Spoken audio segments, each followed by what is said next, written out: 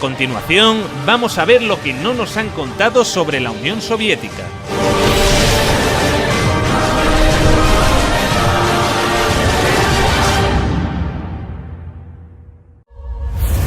Esta es la evolución del PIB ruso en los últimos años del régimen zarista, prácticamente estancado hasta que se produce el origen de la Unión Soviética. Lo primero que harán será una reforma agraria que otorga a los campesinos propiedad sobre la tierra. Luego, los primeros años de socialismo, como consecuencia de la Primera Guerra Mundial y la Guerra Civil, fueron complicados. En 1921 se creará el Gosplan, el Centro de Planificación. Será un primer plan basado en la electrificación del país, necesario para desarrollar toda una serie de infraestructuras en un país en el que casi no había nada. Esto es lo que sucede con el PIB soviético cuando se inicia el Gosplan.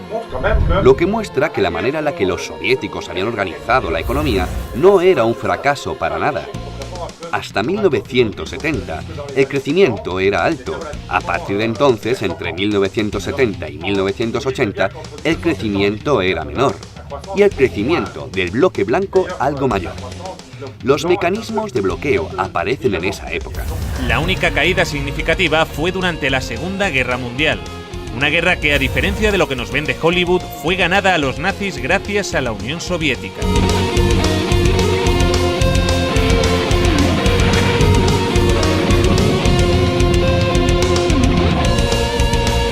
Stalingrado fue la primera gran victoria del ejército soviético.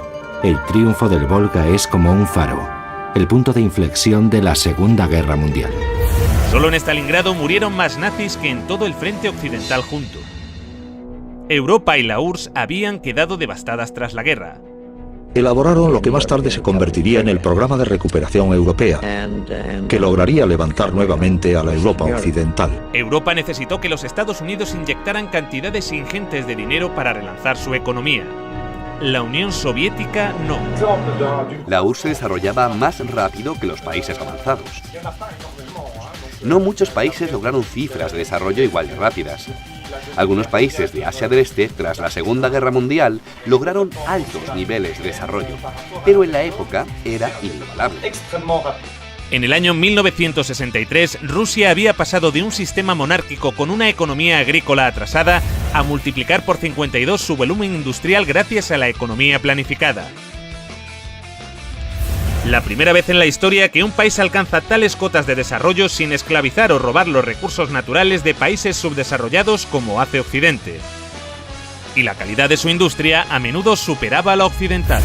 En la antigua Alemania del Este, la economía comunista más eficiente, las normas estipulaban que las neveras y las lavadoras debían funcionar durante 25 años. Compré esta nevera en Alemania del Este en 1985. Tiene por lo menos 24 años. Nunca he tenido que cambiar la bombilla.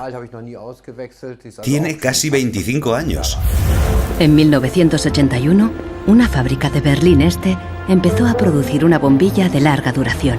Los responsables de la fábrica presentaron la nueva bombilla en una feria internacional, en busca de compradores occidentales.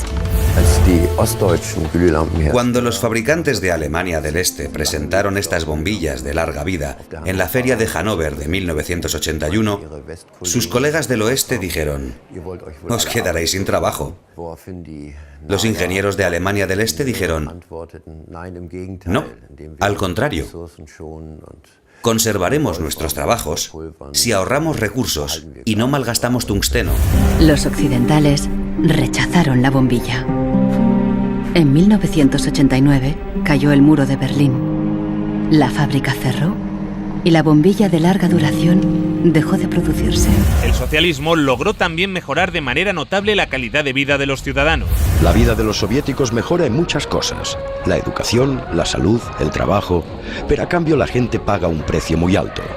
Desde Moscú, los dirigentes del Partido Comunista gobiernan con mano de hierro los diferentes pueblos y naciones que forman la Unión Soviética. Junto a los errores y a veces horrores, los rusos comieron por primera vez con los comunistas. Tuvieron educación con los comunistas. Tuvieron sanidad con los comunistas. La esperanza de vida subió de 40 a 70 años en 4 décadas. y la mortalidad infantil se redujo en casi un 90%. Entre 1920 y 1921 hay una hambruna terrible. La guerra destruye la agricultura y además la guerra se da en los territorios más fértiles. La economía planificada también logró resolver esto, tanto que el promedio de estatura aumentó, consecuencia de las mejoras en la alimentación tras la Segunda Guerra Mundial. Esta gráfica muestra los niveles de ingesta calórica per cápita en Europa y los Estados Unidos. Aquí abajo, España. Por encima de todos, la Unión Soviética. Crearon también el primer sistema sanitario universal y gratuito del mundo. Los servicios sanitarios actuales de la URSS son el resultado de 40 años de evolución, experiencias e investigaciones. Forman un sistema unificado que se extiende a todas las disciplinas sanitarias y cuyas ramificaciones alcanzan a todos los centros de población que constituyen las 15 repúblicas de la Unión, llegando hasta las más pequeñas y remotas aldeas y zonas agrícolas. En el año 1980, la URSS tenía más médicos y camas de hospital que los Estados Unidos de América. También crearon el primer sistema educativo universal y gratuito en el que se incluía la universidad. Todo el material escolar lo proporcionaba el Estado. En los años 70, la URSS tenía 5 veces más ingenieros titulados que los Estados Unidos. Y mientras los Estados Unidos pasaban la Gran Depresión con un 23% de paro, la Unión Soviética alcanzaba la plena ocupación. Sus oficinas de desempleo permanecieron cerradas hasta el año 88. Y las condiciones laborales no estaban nada mal. Con la Constitución Soviética de 1936 se estableció la jornada laboral de 7 horas, pudiendo verse reducida a 6 o incluso a 4 para las profesiones más duras. La jubilación era a los 60.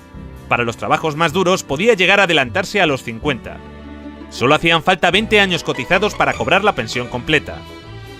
Los sueldos se cobraban al 100% durante las bajas por enfermedad, y también tenías derecho a bajas si tus hijos se ponían enfermos. La baja por maternidad duraba 1 año. De hecho, fue el país que consiguió las mayores cotas de igualdad entre hombres y mujeres. Antes, en la RDA de su juventud, la mujer era igual que el hombre, y a veces incluso superior. 9 de 10 trabajaban. Había guarderías para sus hijos y tenían tiempo de ocio. Este sistema de seguridad social serviría de inspiración a la socialdemocracia occidental, que llevaría a los Estados Unidos y a Europa a su mejor época de la historia en bienestar y derechos. Entre esos derechos están el acceso a un trabajo útil y remunerado, el derecho a unos ingresos suficientes para proveer de una adecuada alimentación, vestuario y esparcimiento, el derecho de cada familia a un hogar decente, el derecho a una cobertura médica adecuada y la posibilidad de tener buena salud y gozar de ella, el derecho a una adecuada protección ante los temores económicos vinculados con la vejez, la enfermedad, los accidentes o el desempleo. El derecho a una buena educación. Luego llegaron los liberales y empezaron a joderlo todo, pero esto es otra historia. Para el resto del mundo, el aporte científico de la Unión Soviética, incluso en economía, aunque no sea totalmente científica, es notable incluso para Europa. El virólogo soviético Viktor Sanov presentó su plan para erradicar la viruela ante la Organización Mundial de la Salud. Por primera vez en la historia, la humanidad lograba eliminar una enfermedad gracias a una campaña de vacunación en la que la Unión Soviética tuvo un papel fundamental. Fueron los primeros que lograron poner un satélite en órbita, el Sputnik. Los medios de comunicación de todo el mundo estaban embargados de emoción porque el hombre había podido llegar al espacio. El cosmonauta soviético Yuri Gagarin fue el primer hombre en viajar al espacio. Valentina Tereskova, la primera mujer. La Mir, la primera estación espacial. Incluso el primer teléfono móvil.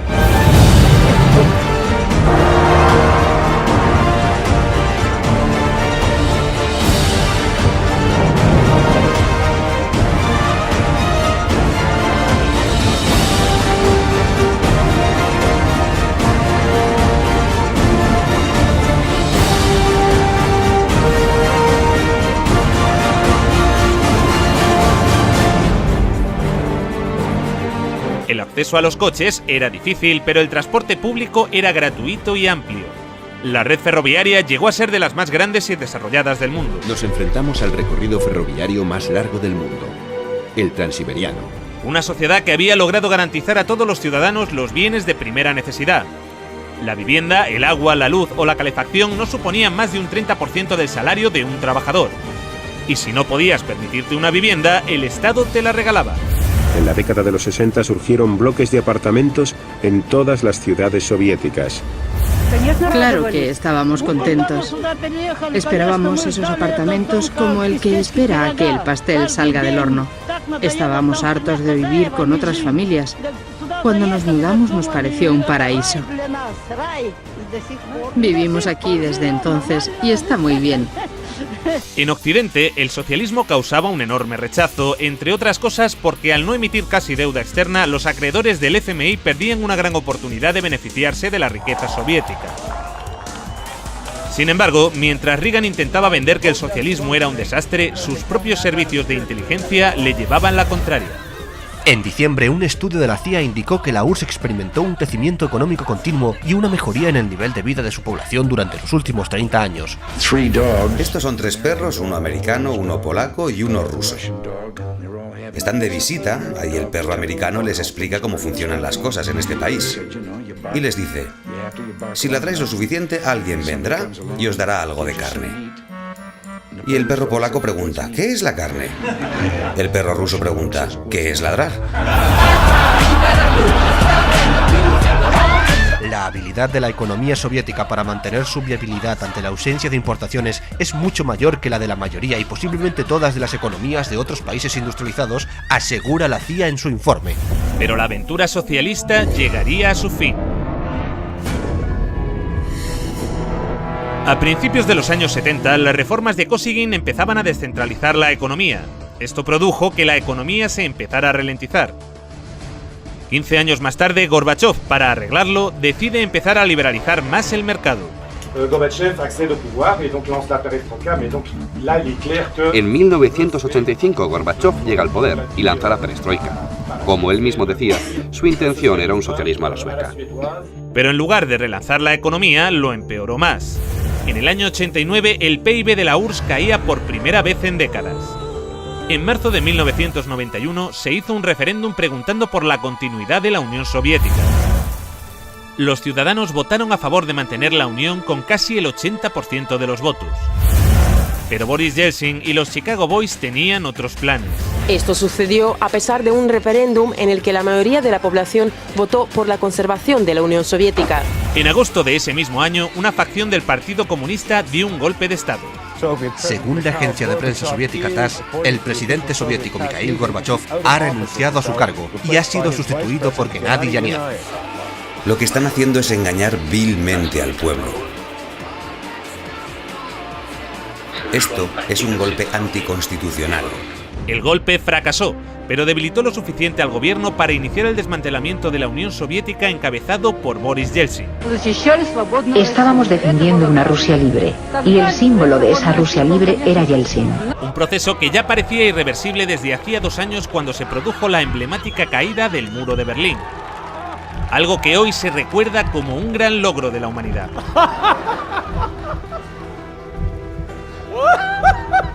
Aunque poco se habló de lo que sucedió después.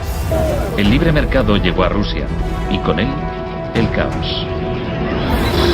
Se vendieron empresas estatales a precio de saldo. Gracias a la terapia de shock de Yeltsin, en 1992 los rusos consumían un 40% menos que en 1991. 1/3 de la población había caído en la pobreza, y la gente tardaba meses en cobrar su sueldo. Con las medidas liberales llevadas a cabo por Boris Yeltsin, el PIB de Rusia experimentó una caída en picado durante los 8 años siguientes. La corrupción era generalizada y el crimen organizado se disparó. Moscú se convirtió en el nuevo salvaje oeste. Eso sí, han construido unos rascacielos de puta madre en Moscú. Se pusieron a la venta más industrias estatales. Y así nació una nueva clase de empresarios multimillonarios con influencia política, los oligarcas. En 1998, el 80% de las granjas rusas estaba en quiebra y 70.000 fábricas estatales habían cerrado. Era pobreza, pobreza y pobreza. En 8 años, el número de pobres había aumentado en 72 millones mientras Moscú pasaba a ser la ciudad del mundo con más multimillonarios. La pobreza se disparó también en los países miembros y satélites de la URSS. La antigua RDA fue una de las regiones que salió mejor paradas, pero también experimentó algunos retrocesos, especialmente en los derechos de las mujeres. Mujeres de la RFA piden que se apliquen las leyes que protegen a las mujeres en la RDA. Una época cómoda que termina con la caída del muro en noviembre de 1989. Sí que hay un Día Internacional de la Mujer, pero ya no se celebra de la misma manera. A las mujeres ya no se las homenajea como antes. Un retroceso que en ocasiones llegó a tener consecuencias trágicas. Miles de mujeres de la ex RDA se hacen esterilizar por temor a perder el empleo. Las regiones que están más al sureste de Europa o las próximas al Cáucaso pasaron a convertirse en países cuasi tercermundistas. La desintegración de la Unión Soviética ocasionó el colapso de la seguridad social de la que gozaban antes las personas mayores. Numerosos ancianos viven hoy en la pobreza. La venta de riñones por dinero fue la única opción que la mayoría de ellos tenía para poder mantener a sus familias. Es difícil conseguir un empleo en las regiones de Moldavia. He escuchado que un riñón vale $95.000, o cerca de 100.000. Nos engañaron. Sé que no debí viajar a Turquía, pero necesitaba el dinero. Ahora ese dinero ha arruinado mi salud. Desde entonces, los latentes conflictos interétnicos que persistían en varias repúblicas de la URSS se intensificaron y desataron choques armados. Según diferentes datos, estos enfrentamientos se cobraron las vidas de decenas de miles de personas. Millones tuvieron que refugiarse. En Rumanía, ahora es habitual ver a niños viviendo en la indigencia en las calles de Bucarest. Y aunque los acreedores occidentales del FMI se beneficiaron enormemente de que en países como este se disparase la deuda externa, el grueso de la ciudadanía en Europa tampoco fue a mejor. En Europa hay 123 millones de pobres, pero los milmillonarios han continuado creciendo. Por alguna razón, desde la caída del muro de Berlín, en Europa no hemos parado de perder derechos y calidad de vida. Esa gran amenaza que se llamaba el comunismo y que estaba allí, obligó a los conservadores de aquí a tomar una serie de medidas. Dijeron, o les damos escuela y les damos sanidad y algo más, o aquellos del otro lado nos van a comer el turrón. Cuando cayó el telón de acero, esta amenaza desapareció. Y dijeron, bueno, ya no tenemos por qué darles nada, porque no existe la amenaza. Pero como la URSS y Yugoslavia no existen ya... Mientras, los que vivieron el socialismo en primera persona a menudo lo añoran. Cuando se cambió aquello y se encontraron que tenía que pagar la calefacción, la electricidad, etcétera, etcétera. Una encuesta publicada en 2014 revela que el 60% de los rusos quieren que vuelva la Unión Soviética. Y es verdad que se fueron, porque tenían enfrente un escaparate, pero no se cuenta la segunda parte. La segunda parte, que en la Alemania del Este, en el Berlín actual, siguen votando a los antiguos comunistas. En las elecciones federales de Alemania, el nuevo Partido Socialista Unificado de la antigua RDA gana en los distritos de Berlín que pertenecían a la zona soviética. De hecho, se habla sobre todo con nuestros abuelos. Ellos nos cuentan lo que vivieron. Y en general lo hacen de forma positiva. En esa época había menos gente muy rica y todos los demás eran iguales. La riqueza se distribuía de manera equitativa. Había una justicia social. No es como hoy en día, que hay familias con menos recursos cuyos hijos no tienen grandes oportunidades. En Asia Central, esta añoranza es aún mayor. ¿Qué opinas de tu actual generación? Nos hemos quedado huérfanos. Los países se separaron y nos perdimos.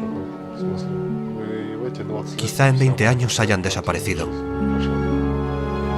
Creo que las cosas iban mejor antes, en la Unión Soviética.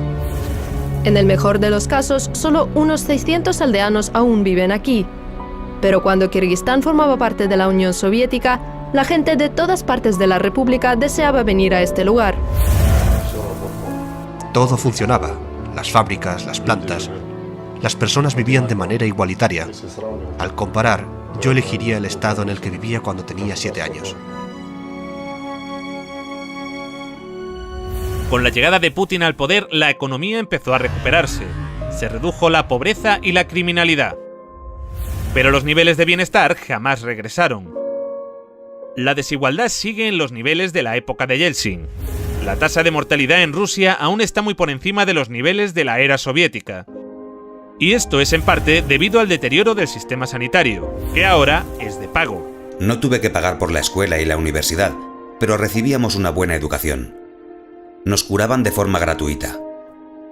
En julio de 2010 murió de cáncer, mi prima. No pudo encontrar 30.000 rublos para una operación. Estuvo acostada varios meses. Las dolorosas inyecciones también las tuvo que pagar. De manera que sí, todo un logro la caída del comunismo. Un logro de la hostia. En el próximo episodio...